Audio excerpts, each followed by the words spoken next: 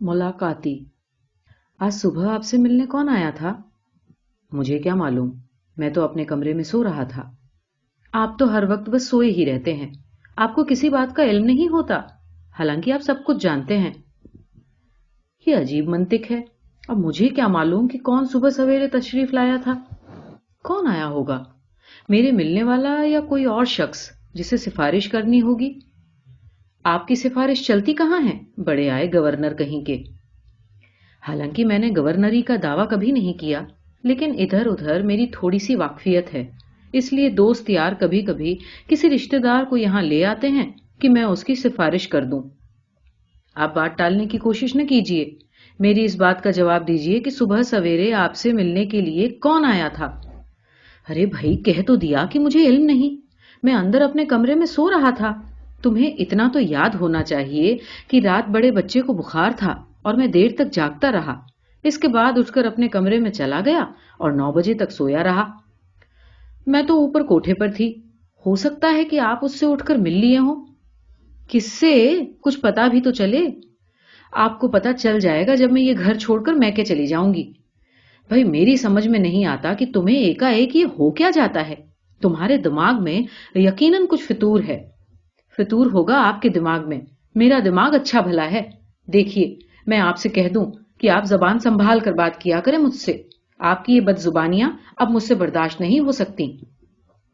हद है, तुम खुद परले दर्जे की बदजुबान हो। क्या औरत को अपने शौहर से इस तरह बात करनी चाहिए? जो शौहर इस काबिल होगा उससे इसी किस्म के लहजे में गुफ्तगू करनी पड़ेगी। बंद करो इस गुफ्तगू को। मैं तुम्हारी इस रोज रोज की चकचक से तंग आ चुका हूं। तुम तो मैके जाती रहोगी, इससे पहले मैं इस घर से निकलकर चला जाऊंगा। अच्छा, कहां चले जाएंगे? किसी जंगल में। और वहां जाकर कीजिएगा क्या? सन्यासी बन जाऊंगा। कम से कम तुमसे छुटकारा तो मिल जाएगा।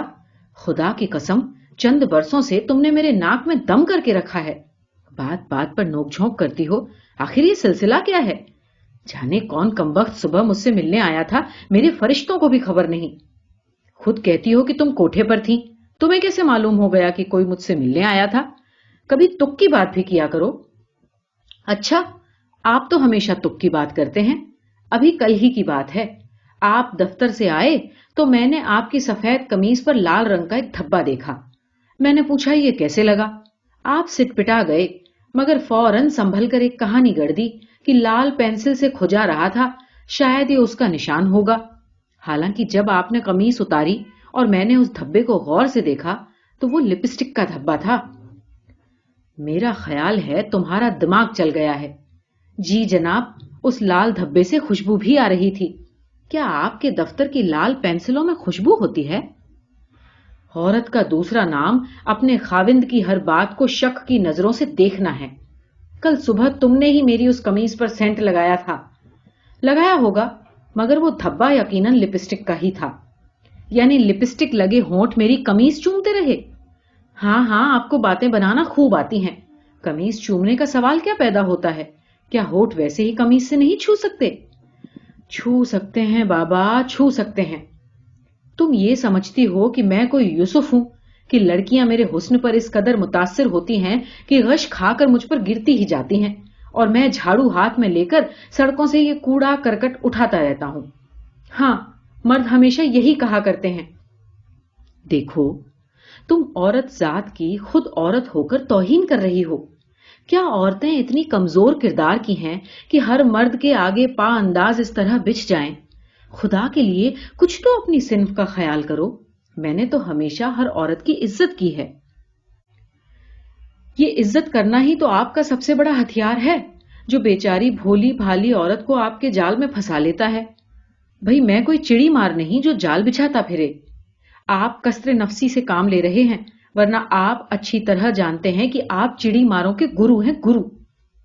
ये रुतबा तुमने आज बख्शा है।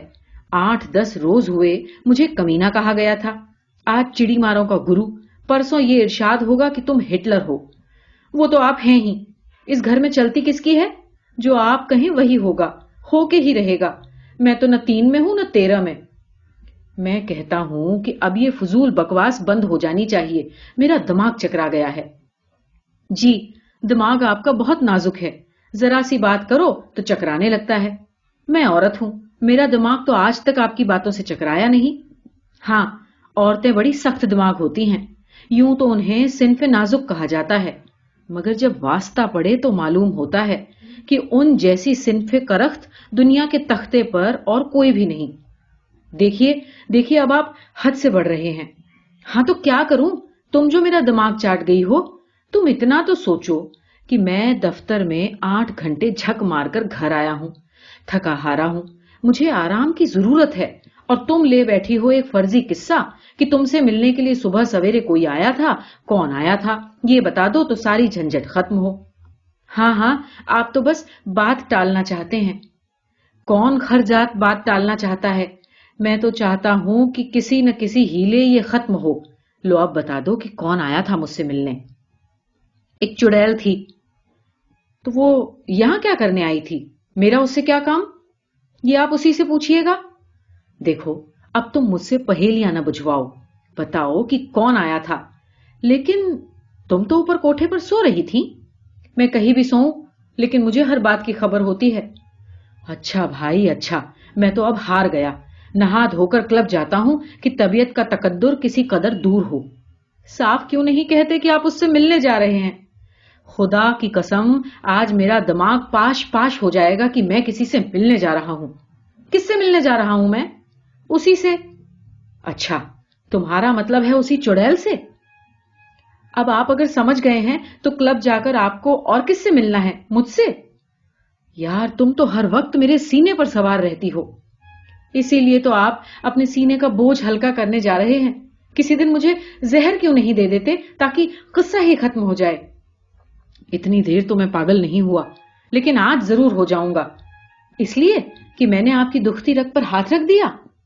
मेरी तो हर रग आज दुख रही है।